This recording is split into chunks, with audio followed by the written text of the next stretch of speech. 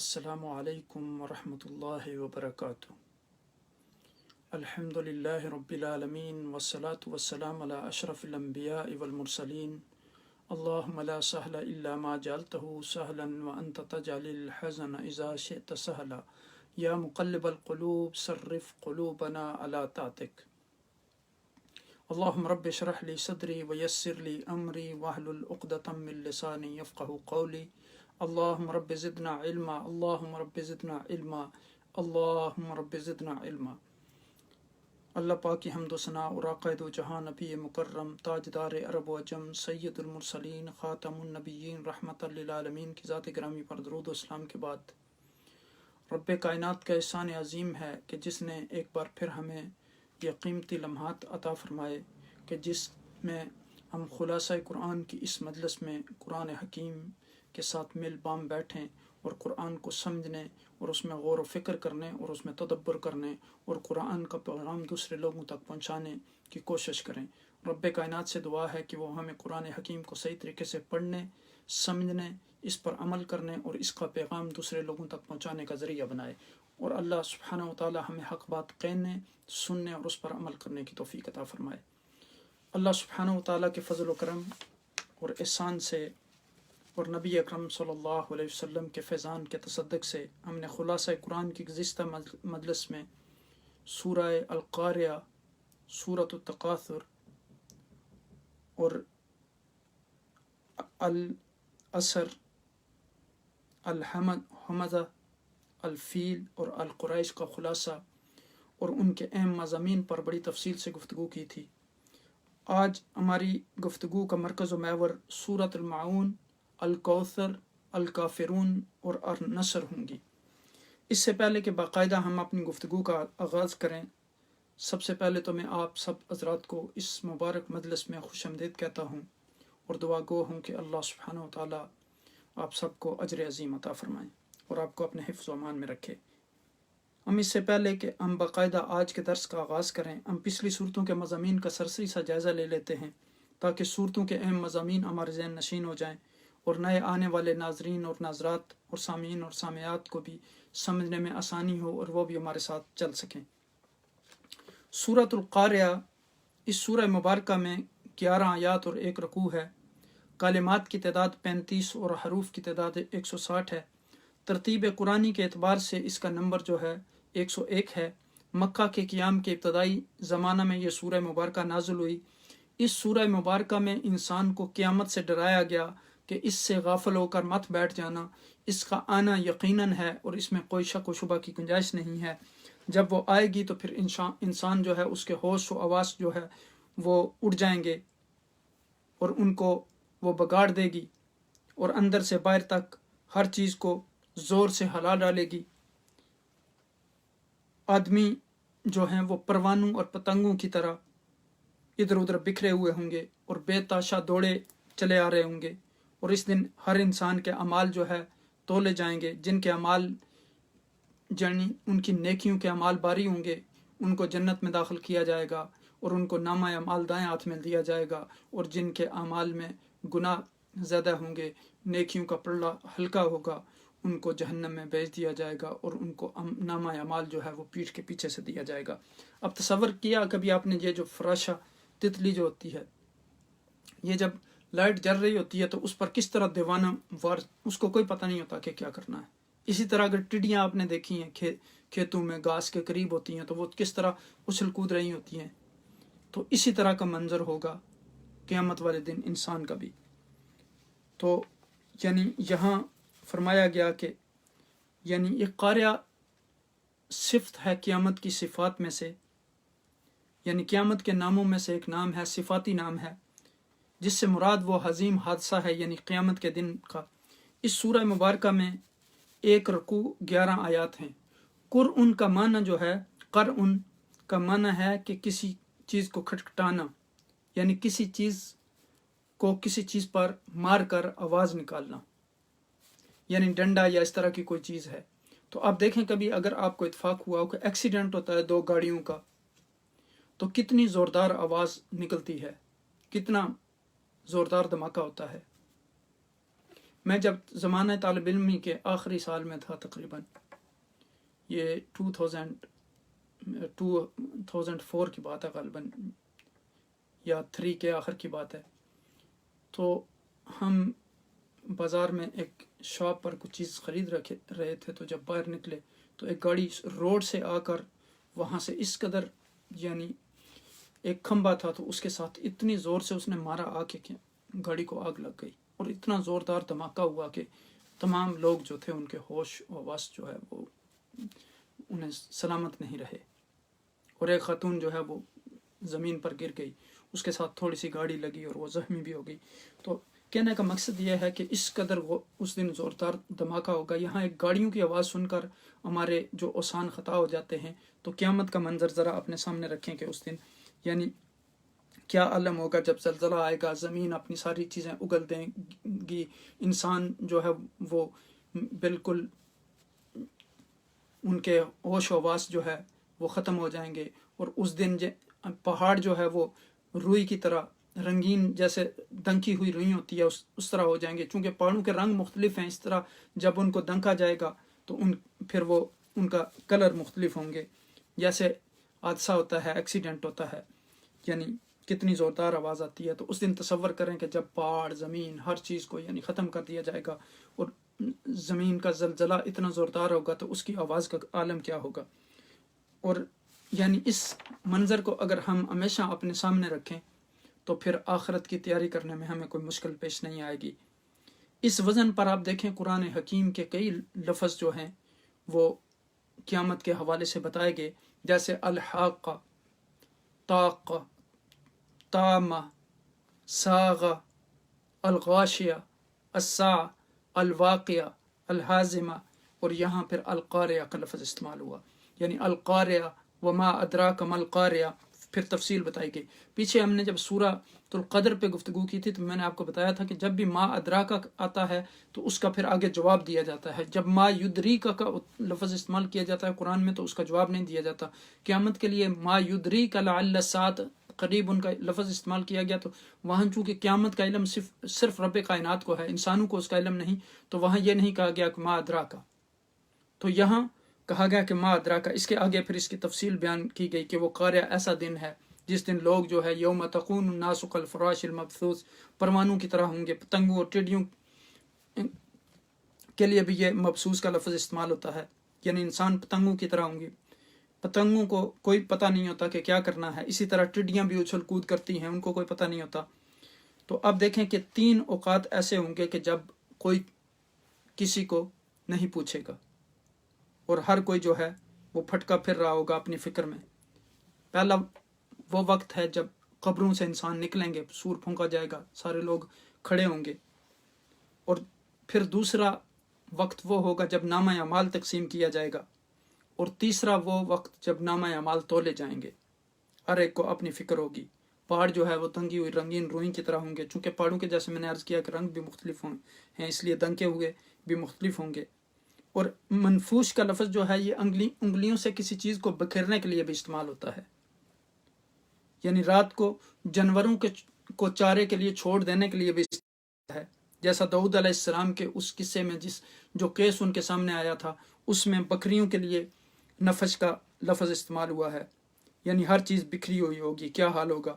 موازین آیا ہے یہاں، یعنی جمع کا صیغہ، یعنی کئی میزان ہوں گے، ذرہ برابر جو عمل ہوگا اس کا بھی وزن ہوگا، اور جو باری عمل ہوگا اس کا بھی، جو خیر کا عمل ہوگا اس کا بھی وزن ہوگا، جو شر کا عمل ہوگا اس کا بھی وزن ہوگا، ہر چیز کا حساب ہوگا۔ اب دیکھیں کہ انسان کو تولا جائے گا، انسان کے صحیفوں کو تولا جائے گا، انسان کے اعمال کو تولا جائے گا۔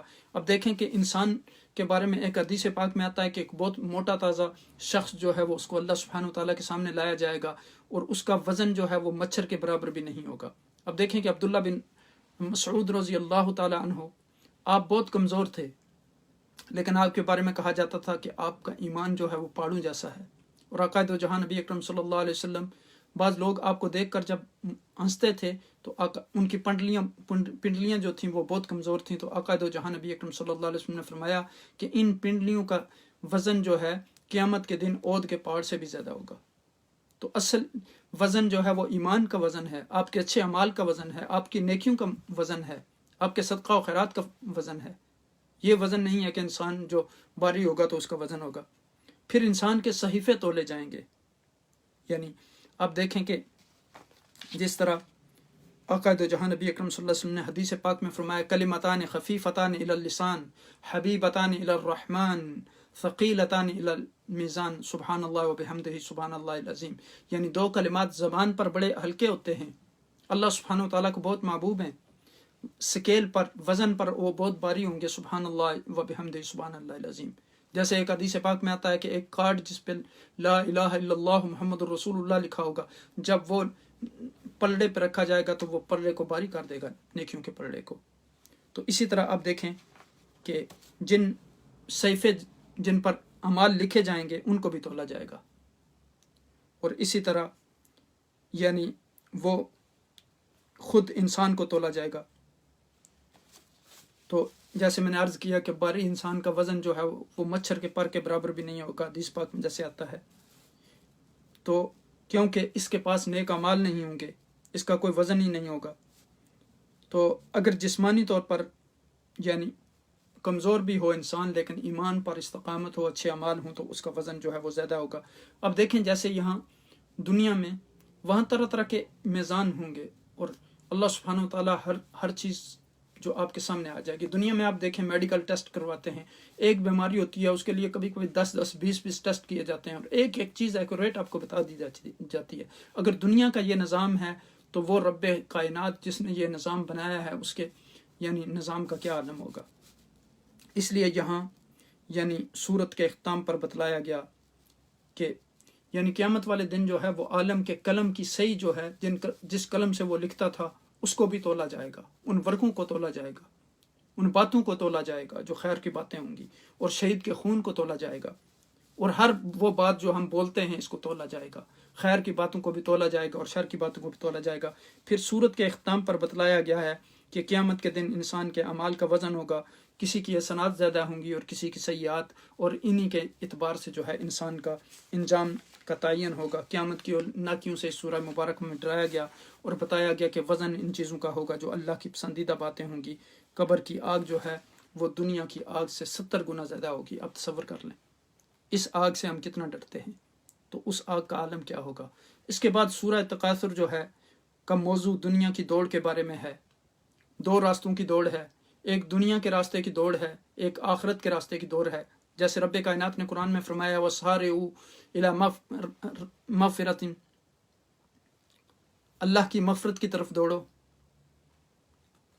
تو یہاں آپ دیکھیں کہ سورہ عادیات میں ہم نے پڑھا تھا وَالْعَادِيَاتِ ضَبْحًا فَالْمُورِيَاتِ قَدْحًا، وہاں آخرت کی طرف دوڑ کا ذکر تھا، اور دوسری دوڑ جو ہے وہ دنیا کی دوڑ ہے، جس کا اس سورہ مبارکہ میں التکاثر میں ذکر کیا گیا کہ یہ لوگ مال کو جمع کرتے ہیں، گن گن کے رکھتے ہیں، اور جن کے بارے میں بتایا گیا وَالَّذِينَ يَكْنِزُونَ الذَّهَبَ وَالْفِضَّةَ وَلَا يُنْفِقُونَهَا فِي سَبِيلِ اللَّهِ فَبَشِّرْهُم بِعَذَابٍ أَلِيمٍ۔ وہ لوگ جو سونے اور چاندی کو جمع کرتے ہیں اور اللہ کے راستے میں اس کو خرچ نہیں کرتے، ان کو دردناک عذاب کی جو بشارت دے دیں۔ اور آقا دو جہاں نبی اکرم صلی اللہ علیہ وسلم نے فرمایا ما نقص مال من صدقہ، جو مال اللہ کے راستے میں آپ خرچ کرتے ہیں اس میں کمی واقع نہیں ہوتی۔ اور حضور نبی اکرم صلی اللہ علیہ وسلم نے فرمایا بندہ کہتا ہے مالی مالی، میرا مال میرا مال، اس کا کچھ بھی نہیں ہوتا، اس کا مال وہی ہے جو اس نے کھایا پیا اور ختم کر دیا، یا جو پہنا اور پرانا کر دیا، باقی جو پیچھے چھوڑ جانے والا ہے اگر تو وہ اچھے مقاصد کے لیے اس نے استعمال کیا ہے مال کو تو وہ اس کا مال ہوگا، ورنہ اس کا مال نہیں ہے۔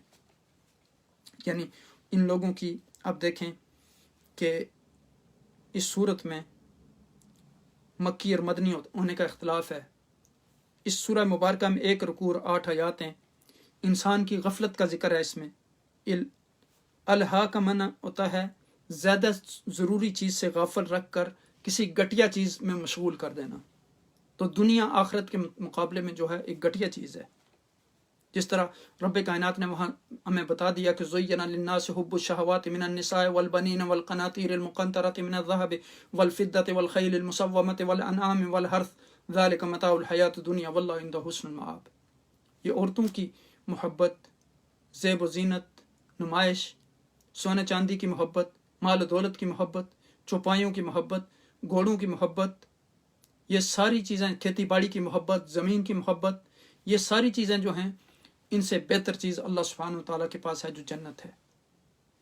तो इसीलिए आका दो जहां नबी अकरम सल्लल्लाहु अलैहि वसल्लम ने फरमाया कुन फिद दुनिया का अन्नका गरीबुन औ आबिरु सबील, दुनिया में इस तरह रहो जैसे तुम ट्रैवलर हो या स्ट्रेंजर हो, अजनबी हो, मुसाफिर हो।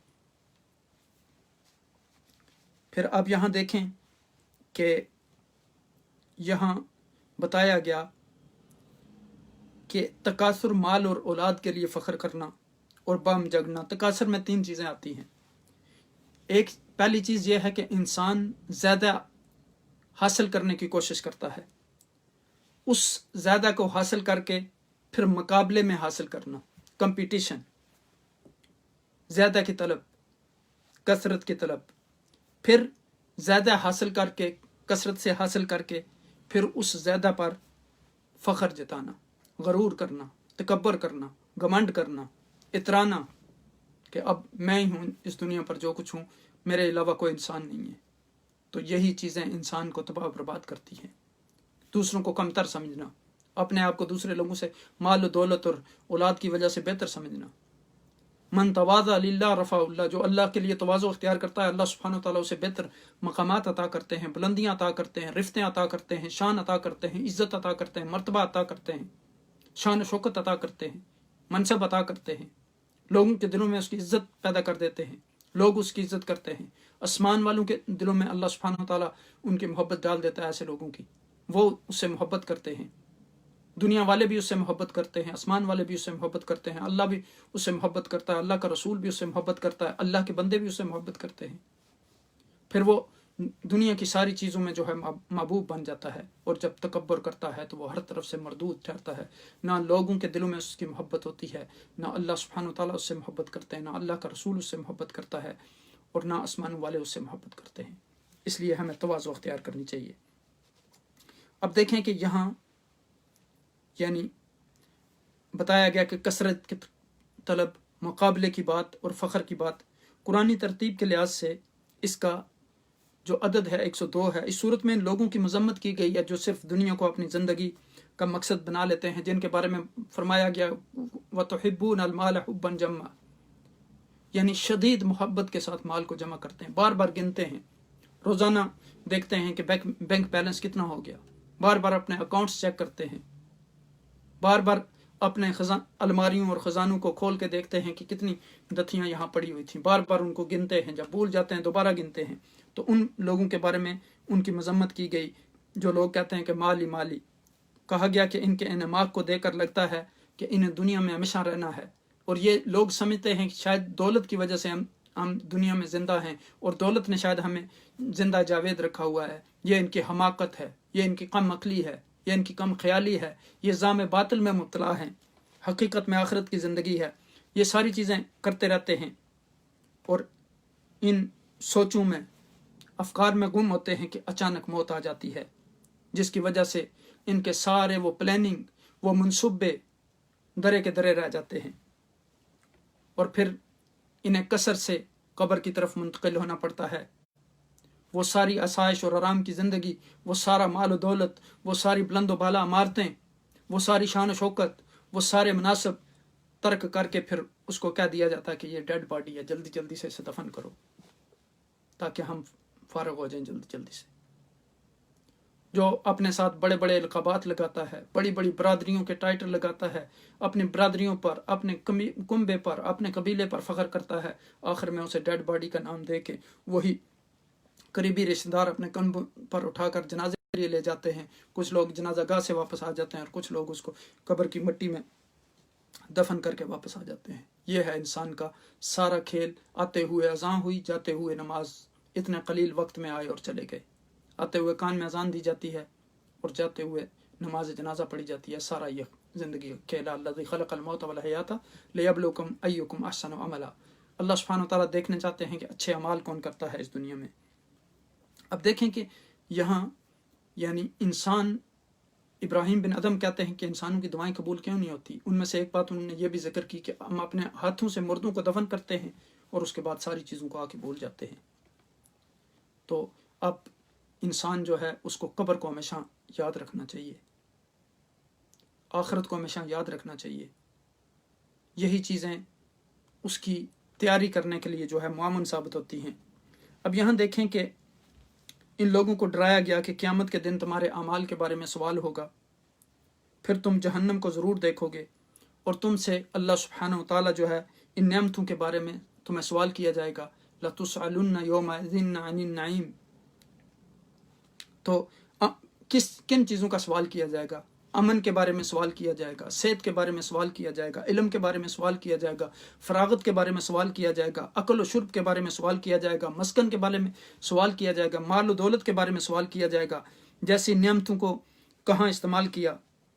جیسے رب کائنات نے فرمایا وما بکم فمن اللہ، جتنی بھی نعمتیں ہیں وہ اللہ سبحانہ تعالیٰ کی طرف سے ہیں. وَإِن تَعُدُّوا نِعْمَتَ اللَّهِ لَا تُحْصُوهَا، اگر اللہ کی نعمتوں کا احاطہ کرنا چاہے تو تم اللہ کی نعمتوں کا احاطہ نہیں کر سکتے. پھر فرمایا اليوم اکملت لکم دینکم واتممت علیکم نعمتی ورضیت لکم الاسلام دینا. دین بھی ایک اللہ کی نعمت ہے، ایمان بھی اللہ کی نعمت ہے، اولاد بھی اللہ کی نعمت ہے، والدین بھی اللہ کی نعمت ہیں، علم بھی اللہ کی نعمت ہے. یہ جو سانس ہم لیتے ہیں، ایک دفعہ باہر جاتی ہے ایک دفعہ اندر آتی ہے، یہ بھی اللہ کی بہت بڑی نعمت ہے. شیخ سعدی رحمۃ اللہ علیہ ہماری زندگی اس نعمت کا ہم ایک نعمت کا شکریہ ادا نہیں کر سکتے، جو ایک سانس باہر آتی ہے ایک دفعہ اور پھر اندر جاتی ہے جسم کے. پھر آپ دیکھیں کہ آنکھ جو ہے وہ نعمت ہے. جیسے فرمایا الم نجعل له عینان لسانا وشفتین، الم نجعل له عینین لسانا وشفتین. اب دیکھیں کہ اللہ سبحانہ و تعالیٰ نے یعنی انسان کو جو ہے وہ اونٹ دیے، زبان دی، تو کتنی نعمتوں سے اللہ سبحانہ و تعالیٰ نے انسان کو جو ہے وہ نوازا. یعنی تو اس کے باوجود جو ہے انسان وہ نہ شکرہ ہے کہ وہ اللہ سبحانہ و تعالیٰ کا شکر ادا نہیں کرتا. تو یہاں دیکھیں کہ فرمایا گیا کہ کلا لو تعلمون علم الیقین لترون الجحیم ثم لترونها عین الیقین ثم لتسألن یومئذ عن النعیم. تو اب یہاں دیکھیں کہ اس سورہ مبارکہ میں ہمیں بتایا گیا کہ اللہ سبحانہ و تعالیٰ کی نعمتوں کو اس کے حکم کے مطابق استعمال کرنا چاہیے. پھر اللہ سبحانہ و تعالیٰ نے کہا کہ ایک دوسرے کے ساتھ محبت کرنا یہ بھی ایک نعمت ہے. جیسے قرآن حکیم میں ارشاد باری تعالیٰ ہے کہ وَاذْكُرُوا نِعْمَةَ اللَّهِ عَلَيْكُمْ إِذْ كُنْتُمْ أَعْدَاءً فَأَلَّفَ بَيْنَ قُلُوبِكُمْ فَأَصْبَحْتُمْ بِنِعْمَتِهِ إِخْوَانًا. کہ تم ایک دوسرے کے دشمن تھے، اللہ نے تمہارے دلوں میں ایک دوسرے کے لیے محبت پیدا کی، اور تم ایک دوسرے سے اللہ سبحانہ و تعالیٰ کی فضل سے تم ایک دوسرے کے بھائی بھائی بن گئے، تمہارے دلوں میں محبت پیدا ہو گئی. اور پھر یہاں دیکھیں کہ جہنم کا جو منظر ہے، کہتے ہیں کہ 70,000 لگامیں ہوں گی جہنم کی، جس کو فرشتے تھامے ہوئے ہوں گے. تصور کریں ذرا. تو یہاں حضور نبی اکرم صلی اللہ علیہ وسلم ایک دن حضرت جابر کے پاس تشریف لائے، تو حضرت جابر رضی اللہ تعالیٰ عنہ نے آپ کو ٹھنڈے پانی اور کھجور کے ساتھ آپ کی خدمت کی. تو آپ نے فرمایا کہ ان نعمتوں کے بارے میں پوچھا جائے گا. اس لیے کوئی بھی کام کرنے سے پہلے ہمیں سوچنا چاہیے کہ جو ہم کر رہے ہیں اس کا انجام کیا ہوگا. آج ہمارے پاس فرصت ہے، ہم ان سے نعمتوں سے فائدہ اٹھا سکتے ہیں، ان کو اللہ سبحانہ و تعالیٰ کی مرضی کے مطابق استعمال کر کے ہم ان سے فائدہ اٹھا سکتے ہیں. پھر اس کے بعد سورۃ العصر ہے، جو اس سورہ مبارکہ میں 3 آیات اور 1 رکوع ہے. قرآنی ترتیب کے اعتبار سے اس کا نمبر 103 ہے.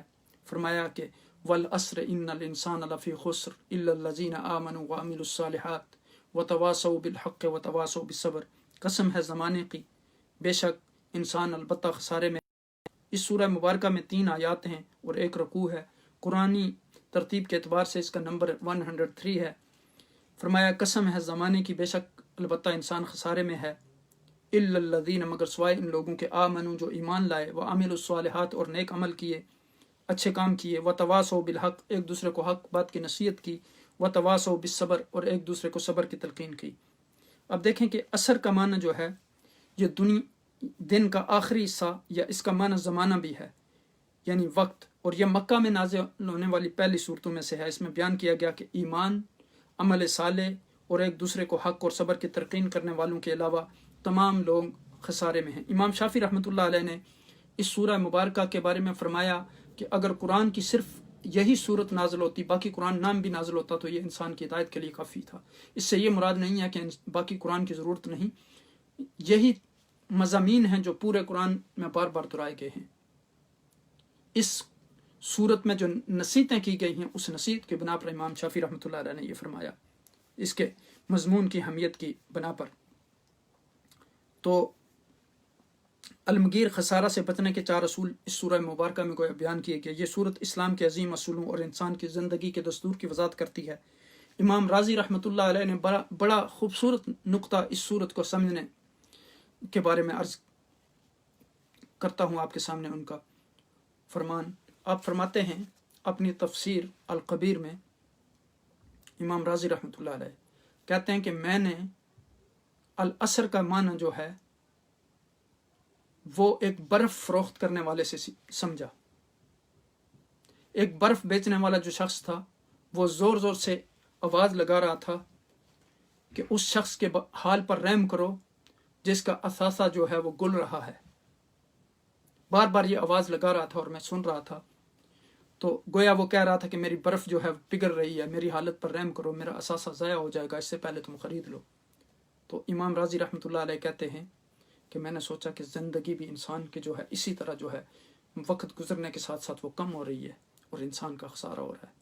جس طرح اس برف بیچنے والے کی برف پگھل رہی ہے تو وہ اس پہ لوگوں کو بتا رہا ہے کہ میرے حال پر رحم کرو، اسی طرح انسان کو اپنی حالت پر بھی رحم کرنا چاہیے۔ جو زندگی کے دن گزرتے جاتے ہیں، اس کی موت قریب آتی جاتی ہے، تو انسان خسارہ اٹھانے والوں میں سے ہو جاتا ہے اگر وہ اچھے اعمال نہیں کرتا، اگر وہ اللہ کے احکامات پر عمل نہیں کرتا۔ تو اس لیے انسان کو اپنی عمر کو صحیح کاموں میں صرف کرنا چاہیے، تو ورنہ اس کے لیے خسارہ ہے۔ سورہ مبارکہ میں ہمیں نقصان اور خسارے کا اصل مفہوم جو ہے وہ بتلایا گیا ہے کہ نقصان کا اصل مفہوم کیا ہے اور نقصان سے بچنے کے لیے کیا تدابیر ضروری ہیں۔ جیسے دیکھیں نا، آپ کرونا وائرس میں آپ کو ہر بندہ بتا رہا ہے کہ یہ نہ کریں، وہ نہ کریں، وہ یعنی بچنے کے لیے یہ تدابیر کریں۔ تو اسی طرح اللہ سبحانہ وتعالیٰ نے آپ کو یہاں وہ اصول بتائے ہیں کہ جن کے ذریعے آپ دوزخ کی آگ سے بچ سکتے ہیں، آپ خسارے سے بچ سکتے ہیں، آپ ہلاکت سے بچ سکتے ہیں، آپ تباہی بربادی سے بچ سکتے ہیں، آپ ویل سے بچ سکتے ہیں۔ تو عصر کے آخری حصہ میں دن کے جانے کا احساس ہوتا ہے، اور نماز عصر کی وجہ سے بھی اس وقت کی اہمیت ہے۔ اور نماز عصر کے بارے میں آتا ہے حدیث پاک میں کہ گویا ایک شخص جو ہے اس نے اگر عصر کی نماز ضائع کر دی تو ایسے ہے جیسے اس کا گھر، اس کے گھر والے تمام تباہ و برباد ہو گئے، یعنی اچانک ایسا حادثہ ہو گیا کہ اس کے گھر والے بھی تمام ضائع ہو گئے اور گھر بھی تباہ و برباد ہو گیا۔ تو اب یہاں دیکھیں کہ عصر کا دوسرا معنی جو ہے وہ الدہر بھی کیا گیا، یعنی زمانہ۔ تو وقت بھی ہماری زندگی میں بہت اہم ہے۔ جیسے عربی کا ایک مثال ہے کہ الوقت کالسیف ان لم تقطعه قطعک، یعنی time is like sword if you don't cut it cut you and pass away، یعنی وقت جو ہے وہ تلوار کی مانند ہے، اگر آپ اس کو نہیں کاٹیں گے تو آپ کو کاٹ کے چلا جائے گا پھینک کے۔ جیسے کہتے ہیں کہ ٹائم اور ٹرین کسی کا انتظار نہیں کرتے۔ تو زندگی کا ایک ایک گزرنے والا لمحہ ہمیں کمی کر رہا ہے، سارے میں ہیں سوائے ایمان والوں کے، ایک دوسروں کو حق بات کی تلقین کرنے اور صبر کی تلقین کرنے والے اچھے اعمال۔ انسان کی مہلت کم ہو رہی ہے، زندگی میں کمی ہو رہی ہے، زندگی کے بغیر نعمتوں سے استفادہ نہیں کیا جا سکتا۔ جب انسان کی روح ہے تو ساری چیزیں ختم ہو جاتی ہیں، سب انسان خسارے میں ہیں۔ لیکن خسارے سے کیسا بچا جا سکتا ہے؟ مومن بن کے خسارے سے بچا جا سکتا ہے، اچھے اعمال کر کے خسارے سے بچا جا سکتا ہے، وقت کو اچھے چیزوں میں استعمال کر کے خسارے سے بچا جا سکتا ہے، کر کے خسارے سے بچا جا سکتا ہے، حق بات کی نصیحت کر کے خسارے سے بچا جا سکتا ہے، صبر کی تلقین کر کے خسارے سے بچا جا سکتا ہے۔ وصیت میں تاکید بھی ہے اور نصیحت بھی، ایک دوسرے کو تلقین کرنے کی تاکید ہے۔ اس کے بعد پھر سورہ الہمزہ ہے۔ اس سورہ مبارکہ میں 9 آیات ہیں اور 1 رکوع ہے۔ ترتیب قرآنی کے لحاظ سے اس سورت کا عدد جو ہے 104 ہے، اور قیام مکہ کے ابتدائی زمانہ میں یہ سورہ مبارکہ نازل ہوئی۔ اس میں انسان کو خبردار کیا گیا کہ کاموں اور باتوں میں، یعنی ایسی کاموں اور ایسی باتوں میں یہاں پر ہر وقت پھنسا رہتا ہے جو اسے دوزخ میں جھونک دیں گی، یعنی مال و زر کے پجاریوں کا آخرت میں انجام کا بیان ہے سورہ مبارکہ میں۔ منہ پر برا بلا کہنے والے، غیبت کرنے والے، مال و دولت کو سمیٹ سمیٹ کر جمع کرنے کے لیے ہلاکت کی وعید ہے، اور یہ لوگ جو ہے جہنم کا ایندھن بنیں گے۔ اس صورت میں 3 بیماریوں کا جو ہے وہ نشاندہی کی گئی ہے۔ ایک یہ کہ پس پشت کسی کے عیب بیان کرنا، جو غیبت جسے کہتے ہیں، کسی کے حسب و نسب، دین و مذہب اور شکل کا تنا دینا، اس کا مذاق اڑانا، جیسے منافقین کی عادت تھی، اور یہی یہود و نصارہ دین کا مذاق اڑاتے تھے، اور آج بھی لوگوں کا یہ رویہ ہے کہ بعض لوگوں کا عجیب و غریب طریقے سے مذاق اڑاتے ہیں۔ کوئی غریب اگر دیندار ہے تو اس کا مذاق اڑاتے ہیں، اگر کسی کا رنگ ڈفرینٹ ہے تو اس کا مذاق اڑاتے ہیں، اگر کسی کا قد چھوٹا ہے تو اس کا مذاق اڑاتے ہیں، کسی کا قد لمبا ہے تو اس کا مذاق اڑاتے ہیں۔ تو یہ چیزیں مرغوب نہیں۔ اب دیکھیں موسیٰ علیہ السلام کو جب بنی اسرائیل نے کہا کہ آپ مذاق کرتے ہیں تو آپ نے کیا فرمایا؟ میں یہ پسند نہیں کرتا کہ میں جاہل لوگوں میں سے ہو جاؤں۔ اذ قال ربک وَإِذْ قَالَ مُوسَىٰ لِقَوْمِهِ إِنَّ اللَّهَ يَأْمُرُكُمْ أَن تَذْبَحُوا بَقَرَةً قَالُوا أَتَتَّخِذُنَا هُزُوًا قَالَ أَعُوذُ بِاللَّهِ أَنْ أَكُونَ مِنَ الْجَاهِلِينَ۔ انہوں نے کہا کہ گائے ذبح کرنے کا اللہ نے حکم دیا، تو انہوں نے کہا آپ ہم سے مذاق کرتے ہیں۔ تو موسیٰ علیہ السلام نے کہا کہ میں اس چیز سے پناہ مانگتا ہوں اللہ کی کہ میں ان لوگوں میں سے ہو جاؤں جو جاہل لوگ ہیں۔ تو گویا یہ جاہل لوگوں کا طرز عمل ہے، دوسرے لوگوں کا ساتھ اس طرح تانے دینا، ان کو عیب تلاش کرنا، ان کے ساتھ تمسخر اور ٹھٹھا کرنا۔ پھر اب یہاں دیکھیں کہ تیسری چیز جو بیان کی گئی وہ حب دنیا میں مبتلا ہو کر حقوق اللہ کو بھول جانا، حقوق العباد کو بھول جانا، اور صرف دولت کا پجاری بن جانا۔ اس صورت کے اختتام پر اشقیاء کا انجام بتلایا گیا، ان لوگوں جو ان بیماریوں میں مبتلا ہوں گے کہ وہ جہنم کا ایندھن بنیں گے۔ اب دیکھیں کہ اسی سے امازات شیطان ہیں۔ شیطان طرح طرح کے وسوسے ڈالتا ہے اللہ کے بارے میں، اللہ کے رسول کے بارے میں، صحابہ کے بارے میں، صالحین کے بارے میں، نیکیوں کے بارے میں۔ اس کے بعد پھر سورہ الفیل ہے، 5 آیات ہیں اس میں اور 1 رکوع ہے۔ قرآنی ترتیب کے مطابق اس کا نمبر 105 ہے، اور یہ مکہ کے میں نازل ہونے والی صورتوں میں سے ہے۔ اس صورت میں اس واقعہ کی طرف اشارہ ہے جو ابراہ نے مکہ پر چڑھائی کی تھی ہاتھیوں کے ذریعے، اور اس کے ساتھ لگ بھگ 60,000 کا لشکر تھا۔ اصحاب الفیل کا جو واقعہ جو اصحاب فیل کے قصہ سے مشہور ہے، جب صنعاء کے گورنر ابراہ نے ہاتھیوں کا لشکر لے کر کعبہ پر چڑھائی کی تھی، تو قریش اس کا مقابلہ کرنے سے جب عاجز آ گئے تو اللہ سبحانہ وتعالیٰ نے ابابیل کو بھیجا۔ وہ کنکریاں مارتے تھے تو وہ کنکریاں بمبوں جیسا کام کرتی تھی، ان کو تباہ و برباد کر دیتی تھی۔ تو یہ واقعہ اسی سال پیش آیا جب آقا دو جہاں نبی اکرم صلی اللہ علیہ وسلم کی ولادت باسعادت ہوئی۔ یہاں اشارہ ہے کہ عنقریب کعبے کا محافظ جو ہے وہ پیدا ہونے والا ہے۔ اس کے بعد پھر سورہ القریش ہے، سورہ 3 کے بعد نازل ہوئی ہے سورہ مبارکہ۔ اس میں 4 آیات اور 1 رکوع ہے۔ قرآنی ترتیب کے لحاظ سے اس کا نمبر 106 ہے، اور یہ مکہ کے ابتدائی زمانہ میں نازل ہوئی۔ اس میں کعبۃ اللہ سے نسبت کے سبب قریش پر اللہ تعالیٰ کی نوازشات اور اس اعتبار سے علماء کے فرائض کا بیان ہے۔ قریش کو اللہ نے نعمتیں یاد دلائیں تاکہ وہ خالص اللہ کی عبادت کریں، جس نے ان کو عزت دی، بھوک میں کھانا کھلایا، خوف میں امن عطا کیا۔ اور قریش ایک قبیلے کے لیے استعمال ہوتا ہے، قبائل کا مجموعہ ہے جو نضر بن کنانہ کی اولاد میں سے تھے، اور یہ قریش جو ہے یہ کرش کی تصغیر ہے۔ اور کرش ابن عباس کہتے ہیں کہ کرش جو ہے وہ بہت بڑا سمندری جانور ہے، قریش جو کشتیاں وغیرہ الٹ دیتا ہے، دوسری مخلوق کو کھا لیتا ہے اور اس کو کھایا نہیں جا سکتا۔ اس سے قریش اپنے آپ کو منسوب کرتے تھے، اور کرش سے تصغیر قریش یعنی تعظیم کے لیے بھی ہوتی ہے۔ عربوں میں سب قبائل پر فوقیت حاصل تھی قریش کے قبیلہ کو۔ پھر الفیل کے بعد قریش میں بھی اہل مکہ کو مخاطب کیا گیا، اور ان دونوں صورتوں میں دراصل جو ہے اللہ کی نعمتوں کی یاد دہانی کروائی گئی جو ان پر تھی۔ نعمتوں کی تذکیر کے ذریعے انہیں اللہ تعالیٰ کی طرف رجوع کرنے کا حکم دیا گیا کہ جس رب نے تم پر احسان کیے تم بھی اس کی عبادت کرو۔ قریش کو الفت دلانے کے لیے الاف یعنی الفت سے ہے، محبت کو کہتے ہیں، انس کو۔ قریش میں الفت پیدا کرنے کے لیے، مانوس کرنے کے لیے، پھٹ کے بعد ملنے کو، یعنی جب آپس میں نفرت ہو اس کے بعد ملنے کو کہتے ہیں۔ قریش کے دلوں کو دین کی طرف مائل کرنے کے لیے گویا اگر پچھلی صورت سورہ فیل کے تناظر میں دیکھا جائے تو معلوم ہوتا ہے کہ اللہ نے جو قریش پر بہت بڑا احسان کیا تھا کہ ان ہاتھیوں کے لشکر سے ان کی حفاظت فرمائی تھی، اس کے بعد اللہ سبحانہ وتعالیٰ ان کو اس نعمت کی یاد دلا کے کہہ رہے ہیں، یعنی ان کی اصحاب الفیل سے تو یہ واقعہ قریش کو مانوس کرنے کے لیے بیان ہوا، اللہ سے مانوس کرنے کے لیے، اللہ کے دین سے مانوس کرنے کے لیے، اللہ کے پیغمبر سے مانوس کرنے کے لیے، اللہ کے احکامات سے مانوس کرنے کے لیے، اور اللہ کی طرف متوجہ ہونے کے لیے، اللہ کی نعمتوں کا احساس دلا کر اللہ کی طرف متوجہ ہونے کے لیے کہا جا رہا ہے۔ اس میں سردی اور گرمی کے تجارتی اسفار کا ذکر کیا گیا، سفروں کا، جو ایک یعنی سردیوں میں وہ یمن کی طرف قریش سفر کرتے تھے تجارت کا، اور جو گرمیوں میں ہے وہ شام کی طرف سفر کرتے تھے۔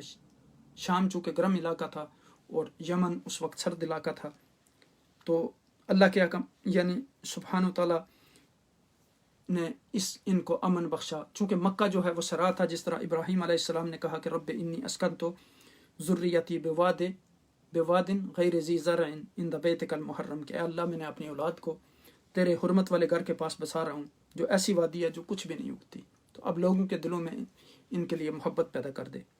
قریش تجارت کرتے تھے اور تجارت کے لیے گرمیوں میں جو ہے شام اور سردیوں میں یمن کی طرف جاتے تھے اور نفع کماتے تھے، اور ان کی اس وجہ سے کہ وہ کعبے کے مجاور تھے، ان کی عزت تھی، تکریم تھی، ان کے قافلے بڑے امن و امان سے گزر جاتے تھے، لوگ ان کی عزت کرتے تھے۔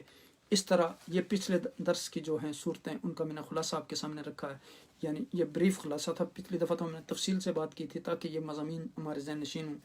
اب آج کا درس جہاں سے ہمارا شروع ہو رہا ہے، آج میرا پروگرام تھا کہ ہم اس خلاصہ قرآن کی یعنی اختتامی مجلس ہو، لیکن جب میں نے دیکھا کہ ہمارا موضوع تھوڑا لمبا ہو جائے گا تاکہ آپ کا زیادہ وقت نہ لوں، تو پھر میں نے سوچا کہ ہم انشاءاللہ کل کی مجلس میں اختتامی مجلس کل رکھ لیں گے۔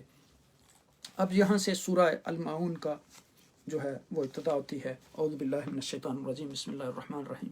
ارأیت الذی یکذب بالدین فذلک الذی یدعو الیتیم ولا یحض علی طعام المسکین فویل للمصلین الذین هم عن صلاتهم ساہون الذین هم یراؤون ویمنعون الماعون۔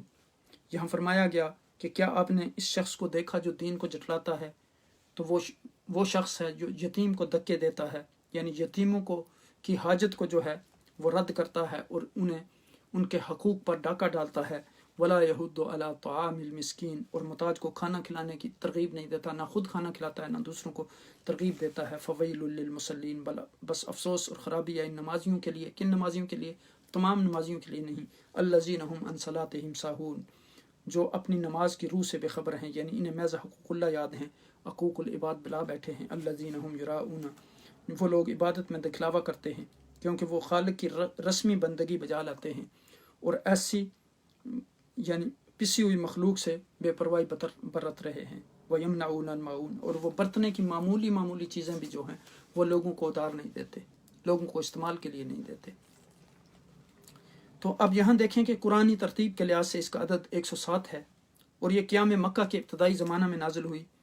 اس میں مکہ کے ولید بن مغیرہ جیسے شریر اور جاہل لوگوں کو دھمکی دی گئی کہ آگے چل کر منافقین کی عادتوں کی بھی کلی کھولی گئی جو مدینہ والوں کے ایک فرقہ نے اختیار کی تھی۔ مکہ کے یہ لوگ ایسے سنگ دل تھے، ایسے بے رحم تھے، ان کے دل پتھروں سے بھی سخت تھے، جو مدینہ والوں کے ایک فرقہ نے اختیار کیے تھے۔ تو یہاں مکہ کے یہ لوگ یہ یقین نہیں رکھتے تھے کہ ان کے اعمال کی جو ہے وہ سزا ہوگی، اس کے قائل نہیں تھے، انتہا درجہ کے بخیل اور بے رحم تھے، کسی پر ترس نہ کھاتے تھے۔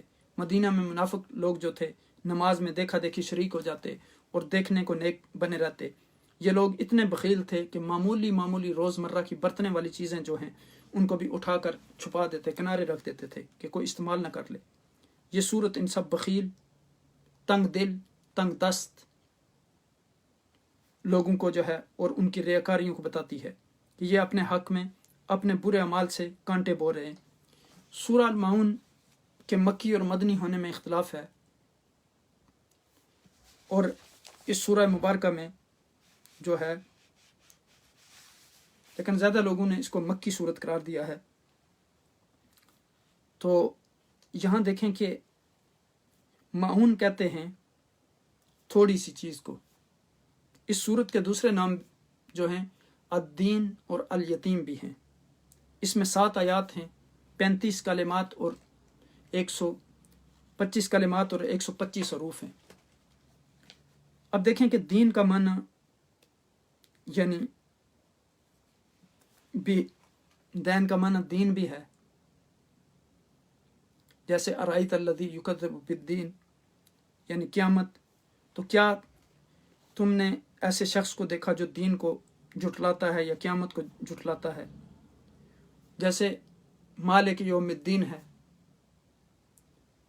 تو یہاں دیکھیں کہ فرمایا گیا کہ فذالک وہی ہے الذی یدعو الیتیم، جو یتیم کو دھکے دیتا ہے۔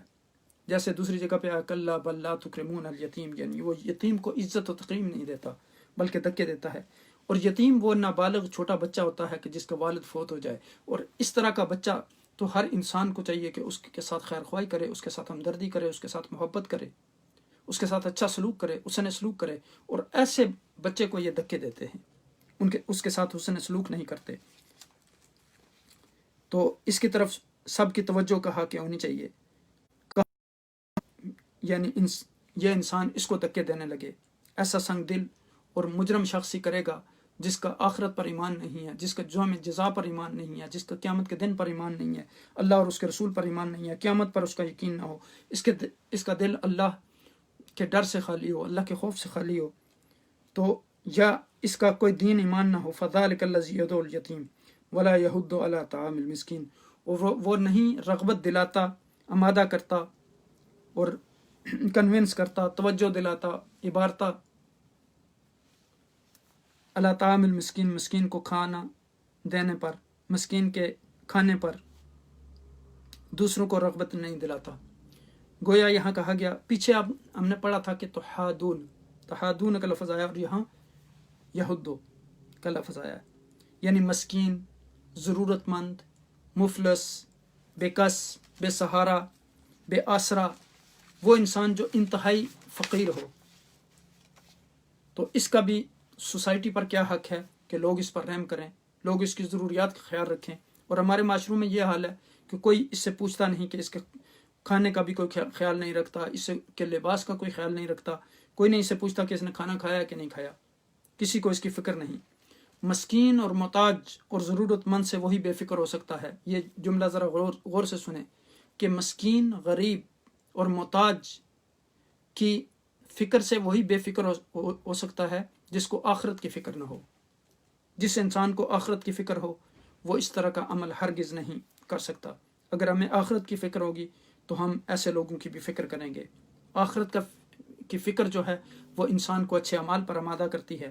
اہل ایمان کی صفت میں ہم نے پیچھے پڑھا تھا کہ وَيُطْعِمُونَ الطَّعَامَ عَلَىٰ حُبِّهِ مِسْكِينًا وَيَتِيمًا وَأَسِيرًا، یعنی وہ کھانا کھلاتے ہیں مسکینوں کو، یتیموں کو، مسافروں کو۔ یہاں بالکل عکس ہے کہ اس کو پرواہ نہیں کہ کون حاجت مند ہے، کون ضرورت مند ہے۔ یہاں پر دوسروں کو عزت دینے اور کھانا کھلانے کا دونوں تصورات بیان کیے گئے جیسے پیچھے تھا۔ تو چونکہ یہ دونوں چیزیں ضروری ہیں، فرمایا گیا کہ فویل للمصلین، بس ہلاکت ہے نمازیوں کے لیے، ہلاکت ہے، تباہی ہے، بربادی ہے نمازیوں کے لیے۔ کن نمازیوں کے لیے؟ تمام نمازیوں کے لیے نہیں فرمایا گیا۔ فرمایا گیا کہ الذین هم عن صلاتهم ساہون، کن نمازیوں کے لیے ویل ہے؟ جو اپنی نمازوں سے غافل ہیں۔ یہاں آپ دیکھیں کہ ساہون کا لفظ آیا، تو ساہون یہ سہو سے بھی ہے، ہم سجدہ سہو کرتے ہیں، لیکن وہاں انسان اس غلطی پر سجدہ سہو کرتا ہے نماز میں جو جان بوجھ کے نہیں کرتا، لیکن یہاں ساہون جو ہے یہ جان بوجھ کر یہ چیزیں کرتے ہیں، یعنی جو عمدن کرے۔ نماز میں عمدن نہیں، بھولے سے یعنی غفلت سے ہوتا ہے۔ تو یہاں اب دیکھیں کہ ساہون یعنی نماز میں غفلت سے مراد ایک تو یہ ہے کہ دیر سے پڑھنا، نماز کو وقت پر ادا نہ کرنا، اس میں غفلت برتنا، جیسے منافقین کی علامت بیان کی گئی کہ وَإِذَا قَامُوا إِلَى الصَّلَاةِ قَامُوا كُسَالَىٰ، جب نماز کے لیے اٹھتے ہیں تو سست۔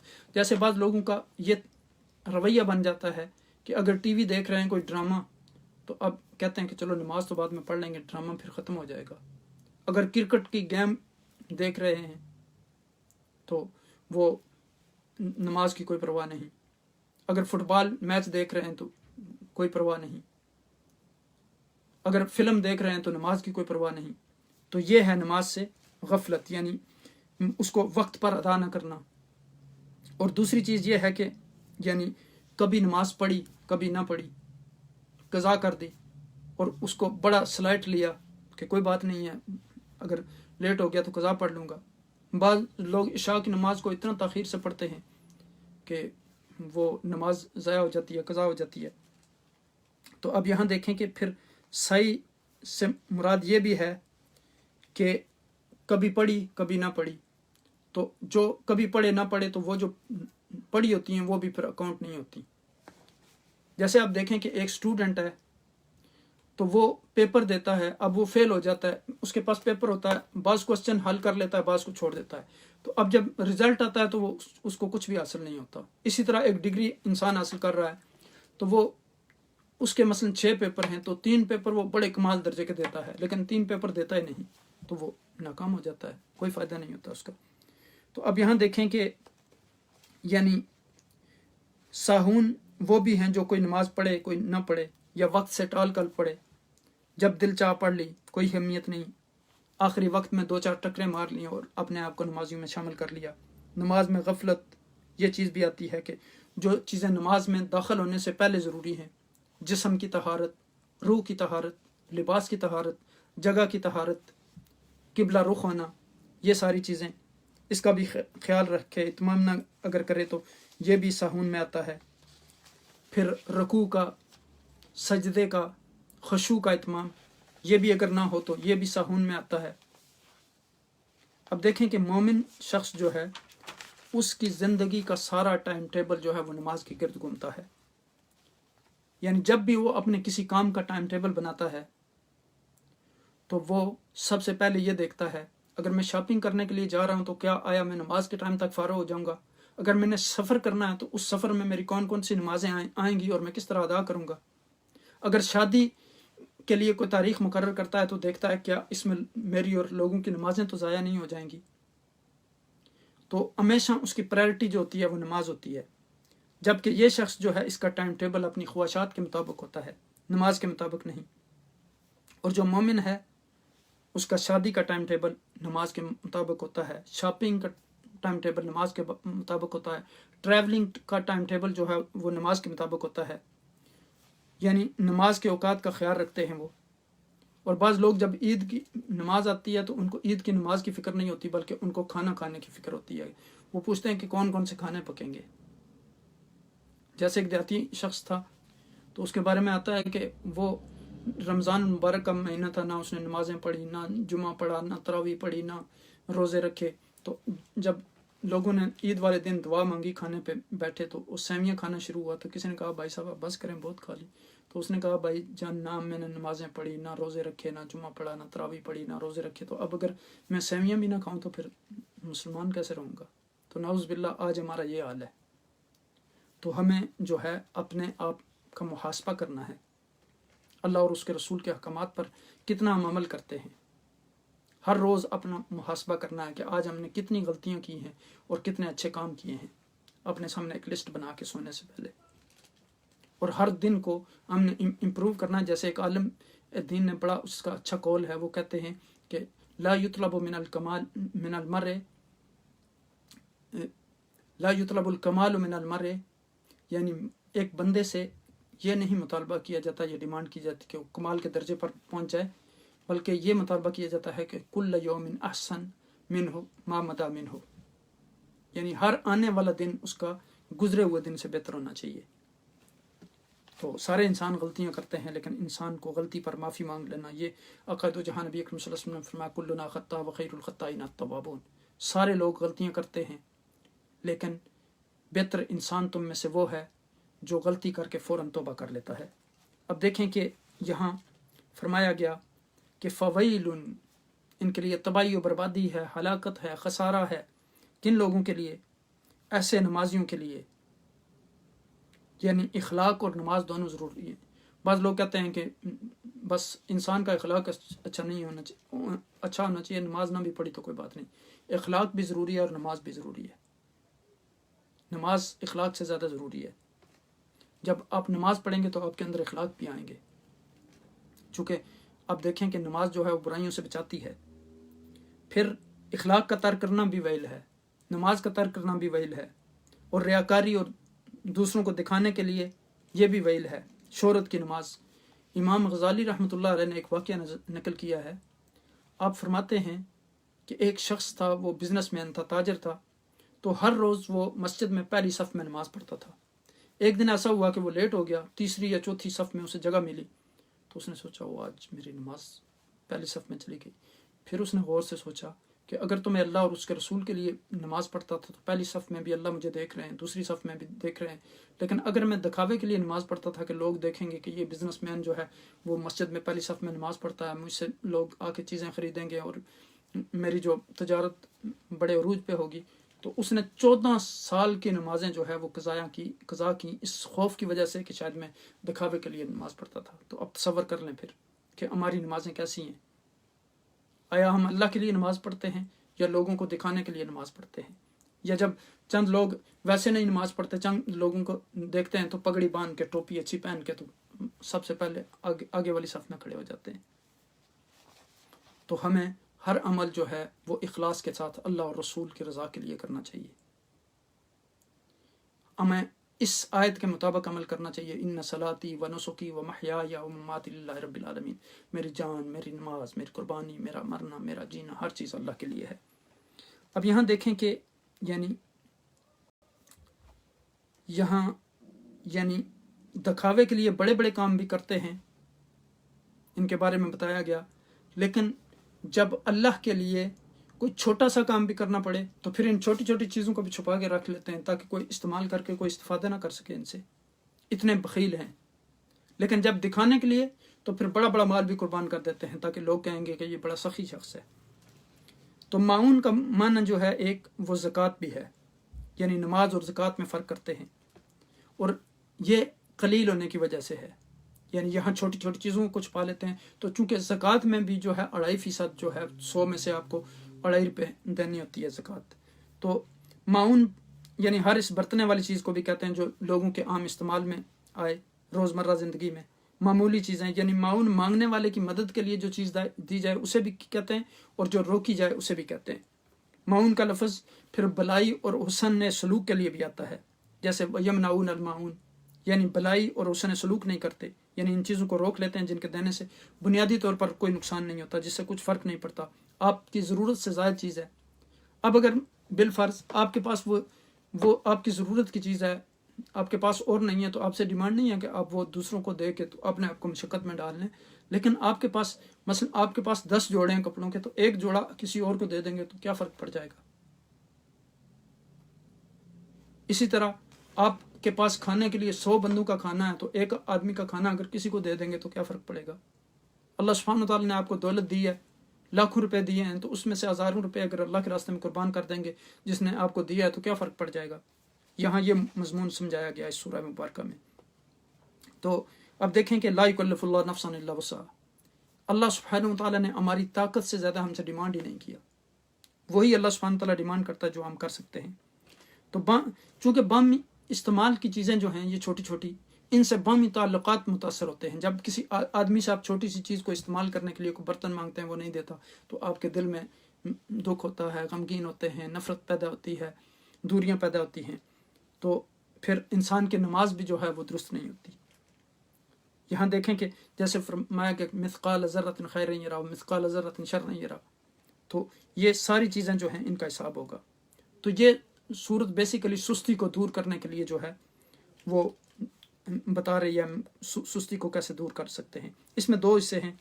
پہلے حصے میں بتایا گیا کہ کمزوروں کا خیال رکھنا، اور دوسرے میں چھوٹی چھوٹی چیزوں کو استعمال کرنے کے لیے دوسروں کو نہ دینا. بعض لوگوں نے کہا کہ یہ صورت 2 حصوں میں نازل ہوئی، لیکن حقیقت یہ ہے کہ یہ صورت ایک ہی حصے میں نازل ہوئی. اس میں احکامات ہیں 2. تو یعنی چھوٹی چھوٹی چیزوں کو استعمال کرنے کے لیے دوسروں کو نہ دینا، نمازوں کو ضائع کرنا. نماز جب انسان لغو و لاغ میں لاو میں مصروف ہو جاتا ہے، دنیاوی مشاغل میں مصروف ہو جاتا ہے، ٹی وی دیکھنے میں مشغول ہو جاتا ہے، میچ دیکھنے میں مشغول ہو جاتا ہے، کرکٹ کا میچ ہے، فٹ بال کا میچ ہے، ڈرامے ہیں، فلمیں ہیں، جیسے سورہ مریم میں فرمایا گیا کہ وَاتَّبَعُوا الشَّهَوَاتِ، یعنی شہوات کے پیچھے لگ کے انہوں نے نمازیں ضائع کر دیں۔ پھر قیامت والے دن جب ان سے پوچھا جائے گا کہ ما سلککم فی سقر، تمہیں کس چیز نے دوزخ کی آگ میں ڈالا، تو کہیں گے کہ قالوا لم نک من المصلین، تو یہ کہیں گے کہ ہم نماز نہیں پڑھتے تھے۔ تو نماز کا اول ما یحاسب به العبد یوم القیامت الصلاۃ، سب سے پہلے جس چیز کا حساب ہوگا وہ نماز ہے۔ اسی لیے اللہ سبحانہ وتعالیٰ نے مومنین کی صفات بیان کرتے ہوئے فرمایا قد افلح المؤمنون الذین هم فی صلاتهم خاشعون، وہ مومن کامیابی پا گئے جو اپنے نماز میں خشوع و خضوع کا خیال رکھتے ہیں۔ پھر آگے اسی جگہ پہ بعض آیات کے بعد فرمایا گیا والذین هم علی صلواتهم یحافظون، وہ لوگ جو اپنی نمازوں کی حفاظت کرنے والے ہیں۔ پھر ایک دوسری جگہ پہ فرمایا گیا کہ دائمون، یعنی نماز میں گویا جو ہے خشوع و خضوع کا خیال رکھنا بھی ضروری ہے، نماز کی حفاظت کرنی بھی ضروری ہے، نماز میں توامت یعنی ہمیشہ اس کو پڑھنا بھی ضروری ہے۔ اب دیکھیں کہ خانہ پوری کی نماز جو ہے وہ کامیابی کی راہ نہیں ہے۔ پھر ان کے بارے میں فرمایا گیا کہ ایک طرف دھکے دینے والے، دوسری طرف ریا اور دکھاوے کے لیے نماز پڑھنے والے اور ایسے اعمال کرنے والے، روز جزا کو جٹلانے والے، یتیموں کو دھکے دینے والے، یعنی جو روز جزا کو جٹلاتے ہیں وہ یتیموں کو دھکے دیتے ہیں، مسکین کو کھانا نہیں کھلاتے، نماز سے غافل ہیں، ریاکاری کرتے ہیں، عام استعمال کی چیز مانگنے پر نہیں دیتے۔ یہ مکی صورت ہے، اس میں 7 آیات ہیں۔ بیسیکلی اس میں اختصار کے ساتھ انسانوں کے 2 گروہوں کا ذکر ہے۔ پہلا گروہ وہ ہے جو کافر، جو قیامت کے دن پر ایمان نہیں رکھتے، یتیموں کے حقوق دبا لیتے ہیں، ان کے ساتھ سختی کا معاملہ کرتے ہیں، غرباء اور مساکین کا خیال نہیں رکھتے، تو نہ خود کھلاتے ہیں اور نہ دوسروں کو ترغیب دیتے ہیں۔ تو دوسرا یہاں گروہ جو ہے منافقین ہے، ان کی صفات قبیح، 3 صفات کا ذکر کیا گیا کہ نماز سے غفلت، دکھاوا اور بخل سے کام لیتے ہیں، چھوٹی چھوٹی چیزیں جو ہیں وہ بھی کسی کو استعمال کرنے کے لیے نہیں دیتے۔ اس کے بعد پھر جو ہے سورہ الکوثر شروع ہوتی ہے۔ اب دیکھیں کہ اس سورہ معاون میں بتایا گیا کہ آدمی کو ذرا دیکھنا چاہیے جو روز جزا کو نہیں مانتا، محتاج کو کھانا نہیں کھلاتا، کہ آخر میں اس کا انجام کیا ہوگا۔ اپنے انجام پر غور کر کے یہ سارے اعمال دنیا میں کرنے چاہیے۔ اس کے بعد سورہ الکوثر کا آغاز ہوتا ہے۔ اعوذ باللہ من الشیطان الرجیم، بسم اللہ الرحمن الرحیم، انا اعطیناک الکوثر فصل لربک وانحر ان شانئک هو الابتر۔ فرمایا گیا کہ بے شک ہم نے آپ کو ہر خیر و فضیلت میں بے انتہا کثرت بخشی ہے۔ کوثر سے مراد یہاں حوض کوثر ہے، یہ نہر جنت ہے۔ اور قرآن اور نبوت و حکمت بھی، فضائل و معجزات کی کثرت یا اصحاب و اتباع اور امت کی کثرت بھی یہاں مراد لی گئی ہے۔ رفت ذکر اور خلق عظیم بھی اس سے مراد ہے۔ اسی طرح دنیا اور آخرت کی نعمتیں بھی، نصرت الہیہ بھی اور کثرت فتوحات بھی مراد ہیں اس سے، اور روز قیامت، مقام محمود اور شفاعت عظمی بھی مراد لی گئی ہے۔ اب یہاں دیکھیں کہ اس سورہ مبارکہ میں قرآنی ترتیب کے لحاظ سے اس سورت کا جو ہے عدد 108 ہے۔ مکہ میں ابتدائی زمانے بیست کے اندر نازل ہوئی۔ اس میں رسول اکرم صلی اللہ علیہ وسلم کو ہدایت دی گئی کہ عالم کی ساری خیر و برکت ہم نے آپ کو عطا کر دی ہے، اب آپ رب کی عبادت کرو، جان و مال سے اس عبادت میں مصروف ہو جاؤ۔ جو لوگ کہتے ہیں کہ آپ کا نام و نشان باقی نہیں رہنے والا، نرینہ اولاد نہیں ہوئی، دراصل انہی کا نام و نشان جو ہے وہ مٹنے والا ہے۔ نبی کریم صلی اللہ علیہ وسلم کو خیر کثیر عطا کی گئی، دشمنان اسلام کی شکست کے اصول بیان کیے گئے۔ حضور نبی اکرم صلی اللہ علیہ وسلم کے صاحبزادے حضرت ابراہیم کی وفات پر قریش نے بغلیں بجائیں کہ اب اس شخص کا نام و نشان ختم ہو جائے گا۔ اس پر فرمایا اے محمد کریم صلی اللہ علیہ وسلم، ہم نے آپ کو خیر کثیر سے نوازا ہے، آپ اپنے رب کے حکم کے مطابق نمازیں پڑھتے رہیے اور قربانی کرتے رہیے، آپ کا دشمن ہی بے نام و نشان ہوگا۔ سورہ کوثر جو ہے یہ مکی صورت ہے، اس میں 3 آیات ہیں اور اس میں 3 مقاصد بیان کیے گئے۔ سب سے پہلا مقصد یہ بیان کیا گیا کہ نبی اکرم صلی اللہ علیہ وسلم پر اللہ کا فضل و احسان کہ اس نے آپ کو کوثر عطا کی۔ کوثر جیسے میں نے عرض کیا کہ جنت کی وہ نہر ہے جہاں قیامت کے دن حضور نبی اکرم صلی اللہ علیہ وسلم اپنے امتیوں کو جو ہے وہ جام پلائیں گے۔ تو چونکہ کوثر کا معنی جو ہے خیر کثیر ہے، اس لیے نبوت، کتاب، حکمت، علم، شفاعت، مقام محمود، معجزات اور قرآن کریم کو بھی کوثر قرار دیا گیا۔ پھر دوسرا جو اس میں بیان کیا گیا مقصد، نبی اکرم صلی اللہ علیہ وسلم کو حکم دیا گیا کہ کوثر جیسی عظیم نعمت کا شکر ادا کرنے کے لیے آپ نماز کی پابندی فرمائیں اور اللہ کے لیے قربانی دیں۔ پھر تیسرا مقصد، آپ کو یہ بشارت سنائی گئی کہ آپ کے دشمنان جو ہیں وہ ذلیل و خوار ہوں گے، ان کا نام و نشان مٹ جائے گا، چنانچہ ایسا ہی ہوا۔ تو اب اس کے بعد جو ہے اگلی صورت جو ہے وہ سورہ الکافرون ہے۔ اس میں سورہ الکوثر میں حضور نبی اکرم صلی اللہ علیہ وسلم کو تسلی دی گئی کہ آپ کا جو ذکر ہے وہ ہمیشہ بلند رہے گا اور یہی لوگ جو ہے وہ نیست و نابود ہو جائیں گے۔ سورۃ الکافرون جو ہے، اس میں رب کائنات نے ارشاد فرمایا، بسم اللہ الرحمن الرحیم، قل یا ایھا الکافرون لا اعبد ما تعبدون ولا انتم عابدون ما اعبد ولا انا عابد ما عبدتم ولا انتم عابدون ما اعبد لکم دینکم ولی دین۔ فرمایا کہ آپ فرما دیجئے کافرو، میں ان بتوں کی عبادت نہیں کرتا جنہیں تم پوجتے ہو، اور نہ تم اس رب کی عبادت کرنے والے ہو جس کی میں عبادت کرتا ہوں، اور نہ ہی میں آئندہ کبھی ان کی عبادت کرنے والا ہوں جن بتوں کی تم پرستش کرتے ہو۔ اور فرمایا کہ نہ ہی تم اس کی عبادت کرنے والے ہو جس رب کی میں عبادت کرتا ہوں، سو تمہارا دین تمہارے لیے ہے اور میرا دین جو ہے میرے لیے ہے۔ اب دیکھیں کہ ترتیب قرآنی کے لحاظ سے یہ سورہ مبارکہ جو ہے وہ اس کا نمبر 109 ہے۔ اب دیکھیں کہ اس میں بتا دیا گیا کہ اس پر سمجھوتا نہیں ہو سکتا، اسلام کو مانو یا نہ مانو، اور پھر تمہارا معاملہ اللہ کے ساتھ ہے۔ لیکن یہ نہیں ہو سکتا کہ جس طرح کفار کہہ رہے تھے کہ 1 سال جو ہے ہمارا دین چلے گا، 1 سال تمہارا دین چلے گا اور ہم مل جل کے رہیں گے۔ اب دیکھیں کہ یہ مکہ میں ابتدائی بعثت کے زمانہ میں نازل ہوئی، جبکہ مکہ کے کافروں نے آپ سے کہا کہ آؤ دین کے معاملے میں آپس میں ہم سمجھوتا کر لیتے ہیں، 1 سال تمہارا دین چلے گا، 1 سال ہمارا دین چلے گا، اور اسی طرح ہم سب مل جل کر رہیں گے، اللہ کو ہم بھی مانتے ہیں، پھر آپس میں سمجھوتا کیوں نہ ہو جائے۔ تو اس صورت میں ان سے صاف کہہ دیا گیا کہ اللہ کو جیسا ہم مانتے ہیں تم اس طرح نہیں مانتے، اس لیے ہمارا سمجھوتا جو ہے وہ ممکن نہیں ہے۔ یہاں فرمایا گیا آپ صلی اللہ علیہ وسلم سے کہ آپ اعلان فرما دیں کہ اللہ کے سوا کسی اور کی عبادت نہیں کر سکتے۔ ایمان اور کفر جو ہیں، جو 2 متضاد چیزیں ہیں، علیحدہ علیحدہ چیزیں ہیں، ان میں آسمان و زمین کا فرق ہے۔ تمہارے لیے تمہارا دین اور ہمارے لیے ہمارا دین۔ دین حق ایک مکمل دستور ہے، کفر و اسلام میں اتحاد ممکن نہیں۔ کافروں سے صاف کہہ دیا گیا کہ توحید اور شرک میں کوئی مصالحت نہیں ہو سکتی، ورنہ آپ دیکھیں کہ آقا دو جہاں نبی اکرم صلی اللہ علیہ وسلم کو ہر چیز کی انہوں نے لالچ دیا دین سے ہٹانے کے لیے۔ تو آقا دو جہاں نبی اکرم صلی اللہ علیہ وسلم نے فرمایا لو وضعوا الشمس فی یمینی والقمر فی یساری لن اترک هذا الامر الا یکون امر للہ۔ فرمایا کہ اگر میرے دائیں ہاتھ میں سورج اور میرے بائیں ہاتھ میں چاند بھی رکھ دیں تو پھر بھی میں اس دین سے نہیں ہٹوں گا۔ تو یہاں دیکھیں کہ فرمایا کہ توحید پرستوں کا راستہ الگ ہے اور مشرکوں کی راہ الگ ہے۔ تم کبھی یہ توقع نہ رکھو کہ ہم تمہارے جھوٹے معبودوں کی عبادت کریں گے، اور نہ ہمیں یہ امید ہے کہ تم خالص اللہ سبحانہ وتعالیٰ کی عبادت کرو گے۔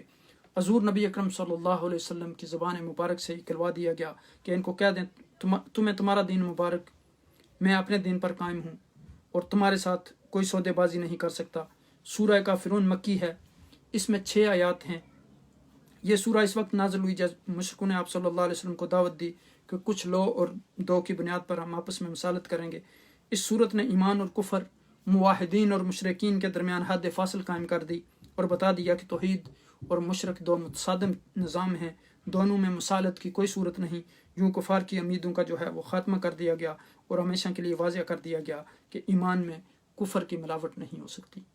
یا تو اسلام کے اندر پورا انسان داخل ہوگا یا کفر میں چلا جائے گا، اور منافقت اور کفر اس میں نہیں چلے گی۔ اب اس کے بعد جو ہے اگلی صورت، یعنی اس میں کافروں کا جو غلط خیال تھا، زعم باطل تھا، اس کا رد کیا گیا۔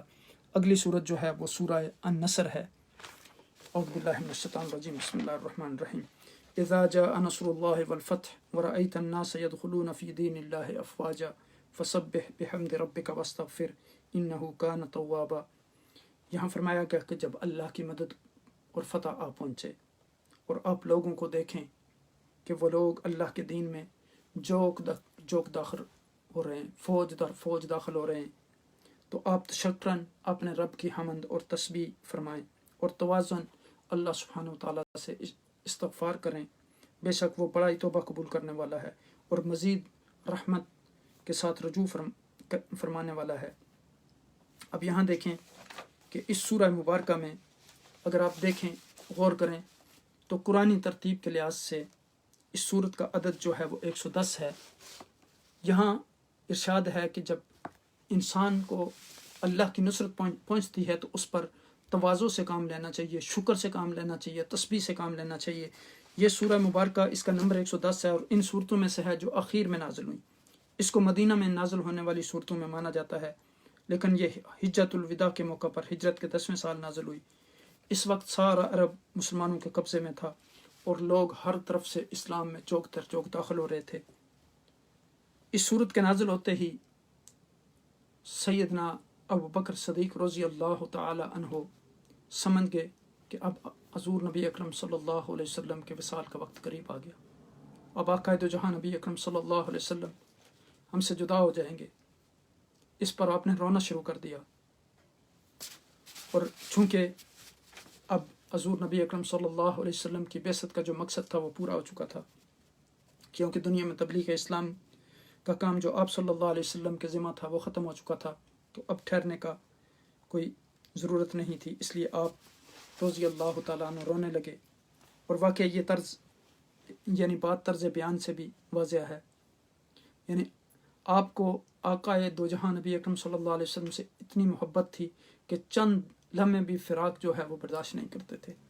ہر وقت آپ کہتے ہیں کہ مجھے حضور نبی اکرم صلی اللہ علیہ وسلم کے چہرے کی طرف تکنا پسند تھا، اور اپنی بیٹی کو آپ کے نکاح میں دینا پسند تھا، اور اپنا مال آپ کے راستے میں آپ کے لیے خرچ کرنا پسند تھا، اسی لیے اپنا سارا مال اللہ اور اس کے رسول کے راستے میں خرچ کر دیا۔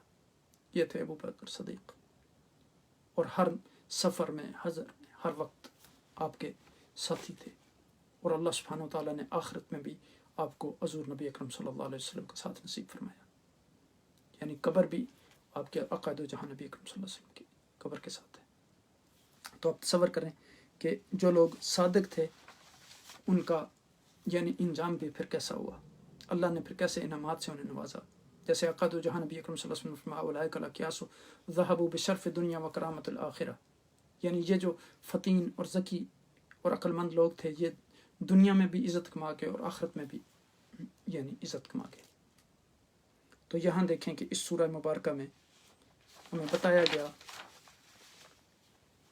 کہ اس صورت میں بشارت ہے، خوشخبری ہے اللہ کی مدد کی، فتح مکہ کی، لیکن اس موقع پر جشن نہیں منانا بلکہ اللہ کی حمد و تسبیح اور استغفار کرنا ہے۔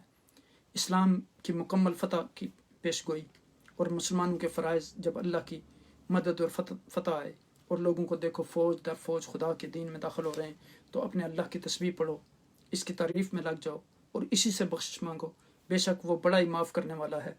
یہ سورہ نصر جو ہے مدنی ہے، اس میں 3 آیات ہیں۔ یہ سورہ فتح مکہ کی طرف اشارہ کرتی ہے۔ یہ سورہ مبارکہ 10 ہجری میں نازل ہوئی۔ اس کے نزول کے بعد حضور نبی اکرم صلی اللہ علیہ وسلم صرف 70 ایام جو ہے وہ زندہ رہے، اس کے بعد آپ کا وصال ہو گیا۔ جب یہ سورہ مبارکہ نازل ہوئی تو آپ نے فرمایا مجھے میری موت کی اطلاع دی گئی ہے، اس لیے حضور نبی اکرم صلی اللہ علیہ وسلم کی بعثت کا جو ہے مقصد پورا ہو چکا تھا۔ آپ نے دعوت کا آغاز کیا تھا تو اسے قبول کرنے والے اکا دکا لوگ تھے، لیکن اب لوگ جماعت در جماعت اور قبیلہ در قبیلہ دین اسلام میں داخل ہو رہے تھے، اس لیے آپ کو حکم دیا گیا کہ ان فتوحات اور نعمتوں پر اللہ کا شکر اور اس کی تسبیح اور عظمت بیان کریں۔ اس سے پتہ چلتا ہے اس سورہ مبارکہ کے مطالعہ سے، اس میں غور و فکر سے، اس میں تدبر سے، کہ بندہ مومن کو جب کامیابی نصیب ہوتی ہے تو دین میں وہ کسی قسم کے فخر اور غرور اور تکبر کو جو ہے اختیار نہیں کرتا، بلکہ اس موقع پر وہ انتہائی عاجزی اختیار کرتا ہے، انکساری اختیار کرتا ہے، اسے اپنی ذاتی قابلیت اور محنت کا نتیجہ نہیں سمجھتا، وہ اسے فقط اللہ کا احسان اور اللہ کا فضل سمجھتا ہے، اور اس کے لیے وہ اللہ ہی کی حمد و ثنا اور اس کی تعریف کرتا ہے، اور اس معاملے میں اگر کوئی کمی کوتاہی ہو گئی ہو تو استغفار کرتا ہے کہ اللہ تعالیٰ بخش دے، کہیں ایسا نہ ہو کوئی بات یعنی بھول چوک میں یا نادانی میں یا نادانستگی میں اس سے ایسی ہو گئی ہو جو اللہ سبحانہ تعالیٰ کو پسند نہ ہو۔ نیکی کرنے کے بعد بندہ مومن کا رویہ کیا ہوتا ہے؟ خواہ وہ اس راستے میں کیسی کامیابی کیوں نہ ہو، وہ یہ نہیں دیکھتا کہ اسے کیا ملا ہے، وہ یہ دیکھتا ہے کہ اس نے کیا نہیں کیا اللہ کے لیے۔ وہ اپنی غلطیوں اور کوتاہیوں پر نظر رکھتا ہے اور اللہ سبحانہ تعالیٰ سے معافی مانگتا ہے۔ تو ان صورتوں سے ہمیں پتہ چلتا ہے کہ ہمیں آخرت کا کتنا فکر کرنا چاہیے، اور اگر ہم ذرا بھی غفلت کا مظاہرہ کریں گے، اور ہمیں اپنی نمازوں کے بارے میں کتنا فکر کرنا چاہیے، نماز کی حفاظت کرنی چاہیے، اس کے خشوع و خضوع کا اہتمام کرنا چاہیے، اور اس سے غافل نہیں ہونا چاہیے، نماز کو وقت پر ادا کرنا چاہیے، یتیموں اور مسکینوں کے حقوق کا خیال رکھنا چاہیے، محتاجوں کو ان کی ضرورتوں کو پورا کرنا چاہیے، جن لوگوں کو کھانا میسر نہیں ان کو کھانا کھلانا چاہیے۔ یہ کام سب سے پہلے عقائد و جہاں نبی اکرم صلی اللہ علیہ وسلم نے ہجرت کے بعد کیا، اور فرمایا کہ اطعموا الطعام وافشوا السلام وصلوا والناس بالنیام، یعنی لوگوں کو کھانا کھلاؤ، ایک دوسرے کو سلام دو تاکہ تمہارے درمیان محبت پیدا ہو، اور جب تمام لوگ سوئے ہوئے ہوں اللہ کی بارگاہ میں کھڑے ہو کر قیام اللیل کرو، چونکہ وہ بڑی خاموشی کا وقت ہے۔ اس وقت اللہ اور آپ کے درمیان جو عبد اور معبود کا تعلق ہے وہ بڑی نفیس انداز میں آپ سر انجام دے سکتے ہیں، اور سجدے میں انسان جو ہے سب سے زیادہ اللہ کے قریب ہوتا ہے، اور اللہ سے پھر آپ جو بھی مانگیں گے اللہ آپ کو عطا کرے گا۔ اللہ سبحانہ وتعالیٰ سے دعا ہے کہ وہ ہمیں ان احکامات پر عمل کرنے کی توفیق عطا فرمائے۔ آج ہم نے 4 صورتیں الحمدللہ مکمل کی ہیں، اب آخری 4 صورتیں جو ہیں وہ ہماری رہ گئی ہیں۔ کل کی نشست میں ہم انشاءاللہ کوشش کریں گے کہ وہ 4 صورتیں اور ہم مکمل کر لیں، تو اس طرح انشاءاللہ کل ہمارا جو ہے میرا پروگرام تو تھا کہ آج ہم مکمل کر لیں، لیکن میں نے سوچا کہ یہ نشست بہت لمبی ہو جائے گی، اس لیے ہم کو اس کو ڈیوائڈ کر لیتے ہیں 2 نشستوں میں۔ تو کل انشاءاللہ اگر اللہ سبحانہ وتعالیٰ نے زندگی دی اور توفیق دی تو کل انشاءاللہ ہماری خلاصہ قرآن کی آخری مجلس ہوگی، اور اس نعمت پر ہم اللہ سبحانہ تعالیٰ کا شکر ادا کرتے ہیں کہ اس نے ہمیں یہ توفیق عطا فرمائی، اس کی تسبیح بیان کرتے ہیں، اس کی حمد بیان کرتے ہیں کہ اس کی توفیق سے یہ ممکن ہوا، ورنہ ہم اس قابل نہیں تھے کہ ہم اس کام کو انجام دے سکیں۔ اللہ سبحانہ تعالیٰ کا اس پر ہم جتنا بھی شکر ادا کریں وہ کم ہے۔ میں آپ تمام حضرات کا بھی شکریہ ادا کرتا ہوں جنہوں نے اتنا لمبا ساتھ دیا الحمدللہ اور صبر کا مظاہرہ کیا۔ اللہ سبحانہ تعالیٰ آپ کو بھی اجر عظیم عطا فرمائے۔ اللہ سبحانہ تعالیٰ آپ کو اس کا اجر آخرت میں عطا فرمائے، اور قرآن جو ہے وہ آپ کا مونس اور ساتھی بنے، اور آپ کے دلوں کو اللہ سبحانہ تعالیٰ قرآن کے نور سے منور فرمائے، آپ کو اپنے حفظ و امان میں رکھے۔ پلیز اس ویڈیو کو دوسرے لوگوں کے ساتھ ضرور شیئر کریں، اور اس چینل کو سبسکرائب کر لیں تاکہ یہ تمام خلاصہ قرآن کی ویڈیو آپ دوبارہ سن سکیں، بار بار اس کو سنیں گے، قرآن سے اپنا مضبوط تعلق بنائیں گے۔ اسی میں ہماری کامیابی ہے، اسی میں ہماری فلاح ہے۔ قرآن ہمارے لیے شفا بھی ہے، ہمارے لیے ہدایت بھی ہے، ہمارے لیے روشنی بھی ہے، ہمارے لیے علم بھی ہے، اور ہمیں اندھیروں سے روشنی کی طرف لانے والی کتاب ہے۔ اور یہ ہمارا فریضہ ہے کہ قرآن کا پیغام ہم ہر انسان تک پہنچائیں، جیسے عقائد و جہاں نبی اکرم صلی اللہ علیہ وسلم نے فرمایا بلغوا انی ولو آیا، چاہے ایک آیت ہی کیوں نہ ہو وہ دوسرے لوگوں تک پہنچاؤ۔ اللہ سبحانہ تعالیٰ ہمیں قرآن حکیم کو صحیح طریقے سے پڑھنے، سمجھنے اور اس پر عمل کرنے کی توفیق عطا فرمائے۔ کل تک کے لیے مجھے اجازت دیجیے، کل خلاصہ قرآن کی اس مجلس میں پھر ہماری ملاقات ہوگی۔ اللہ سبحانہ تعالیٰ آپ کا حامی و ناصر ہو۔ السلام علیکم ورحمۃ اللہ وبرکاتہ۔